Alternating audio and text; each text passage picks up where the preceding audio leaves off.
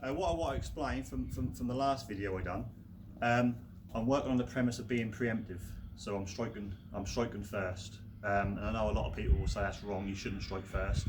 But if this person approaches you for whatever reason he has, whether you looked at his girlfriend or you've spilt his pint over in the pub or whatever reason, and he's approached you and he's being aggressive, if you stand in front of this person while he's kicking off at you with your hands down beside you and this guy throw a punch, you won't block it in time.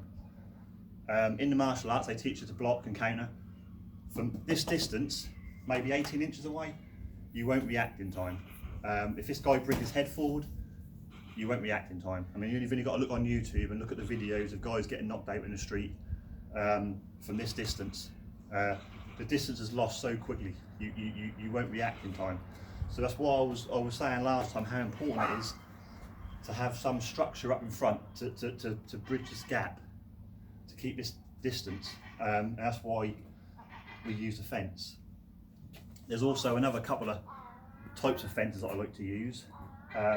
In the last video I shoot a staggered fence from this position here. So what I call the sort of bow and arrow fence really. This is the antenna, this is feeling what this guy's going to do, his intent. If he walks towards me, I'll push him back. And obviously in the last video I shoot the palm to the face, follow up with the right hand. Again, this is probably going to sound wrong, but the first punch you throw needs to be a follow up to 10. If I stand here in front of this guy and I decide to react, I need to make sure that when I react, what I do is going to finish the job. You know, I could stand here and do this and then do this, and he staggers back and then just looks at me. There's two types of people. One, there'll be you'll hit the guy, he'll stagger back and cry for his mum. There's another type of guy that if you hit them and they stagger back, they'll turn to the Antichrist and they'll come back at you tenfold. So it's why it's important. The first strike that you throw, if this guy isn't down, if he isn't on the floor, I will follow up until this is over. I'm just going to show you a couple more techniques that I like to use off the fence. There's another couple of fences I like to use. We've got the staggered fence that I shot last time from here. We've also got the pleading fence, this one here. In any language in the world that means leave me alone, stay away from me, okay? So from here, hands are up here. And also another one I like to use is I call it the thinking fence. So your hands are here. Again, if I'm here, I'm keeping that distance. If this guy walks towards me, I'll push him back. If you throw the punch, I'll react. The same with here, my hands are up. If he goes to headbutt me, my hands are up. Some of the techniques I'm going to show today, you know, that's deadly force. If you use these, you probably won't need to follow up much more. So what I'm going to show is a couple of throat shots off the fence I like to use. The first one off the staggered fence is, call it the L shape. And because my hands are in this position here, I will just from this position strike into the throat. Again, asking the question, like I said before, is very important. Because when you ask a question, that engages that brain, and also the question you ask. If you ask a question where the guy's got to think about it, it gives you a second. That's your window of entry. Okay. So, like I said last time, I said, you know, what are you picking on me for? It could be something like, you know, what you're trying to say, but give it a second. Because when you give it a second, he's blinded because you've asked him a question. Then I'll strike. So from this position, I'm using the L shape of my hand here, and then from this position I will say, look, what are you picking on me for? And I'll come straight into the throat, that way. Okay, right in the throat there. You know, I don't think personally you'll need much more. Deadly force, if you hit someone there, it'll probably finish it anyway. But again, if not, follow up until it's over. from this. You can double it up if you want it from here. So again, you ask that question. Okay, mate, calm down. Look, what are you picking on me for? Come on, come on. Straight, like 2 shots there, until whatever you feel is necessary. Okay, so that's all it is. It's that L shape there. A lot of people call it a C, but it's not an L to me. So from here, it's just coming in, straight in the throat, this way. So again, from here, just coming in that way.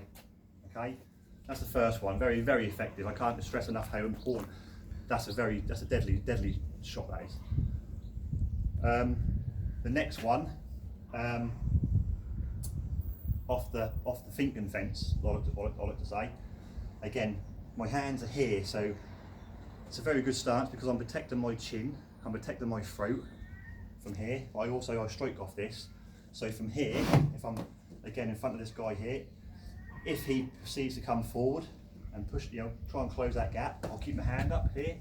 But what I'll do from this position is when I go to strike, again, lead hand, I'm going to hit with the ridge part of my hand here, and it's just going to be right in the throat from here.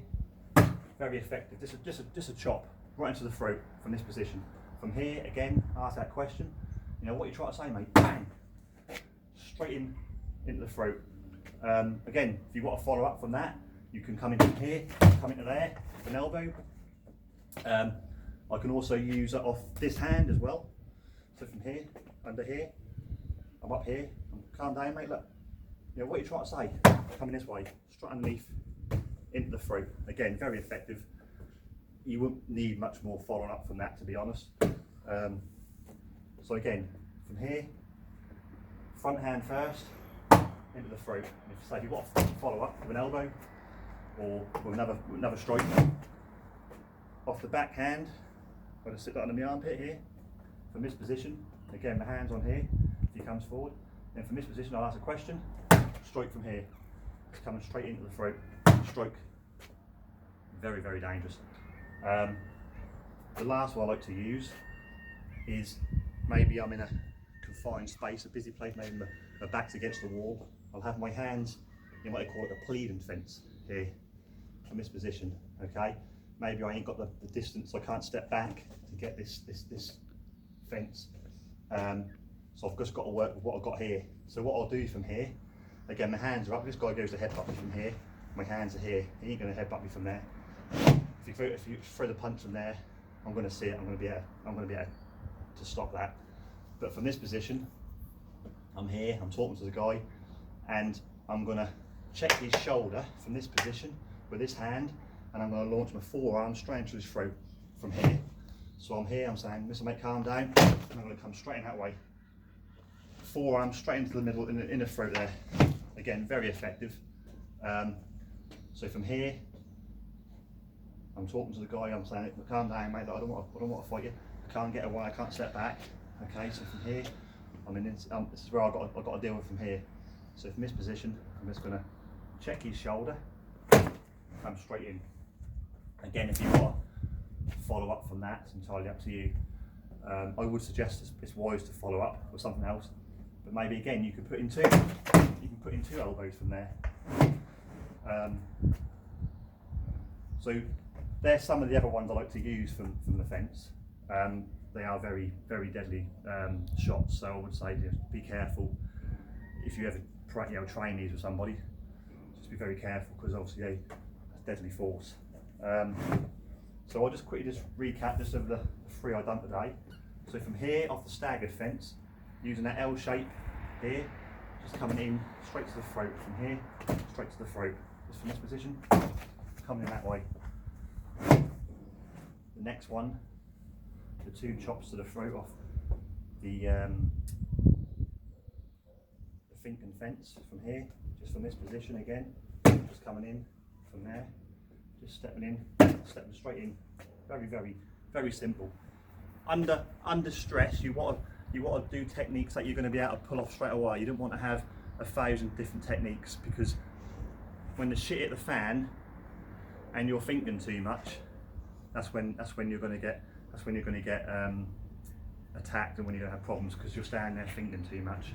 Okay, so you just want to be able to do simple techniques, get the job done. the art of self-defense really is hit and run. Do what you've got to do to get away and go. You know, so you don't want to be standing around doing too much. But what you do, make it effective. So again, from here, off the thinking fence here, just coming straight into the throat from here, straight in the throat from that position, and again off the backhand here, coming in straight in the throat from this position here, straight in the throat from there, and then also the last one I'll show you. If the distance is quite close, you can't move, hands are up here, stopping him from maybe, you know, punching, headbutting, and then from this position, checking the shoulder as I step, and then coming in this way, from here, checking that shoulder, coming in that way, and then striking. Again, always think about following up if I need to. But yeah, have a go, try them and see how you get on. Thank you.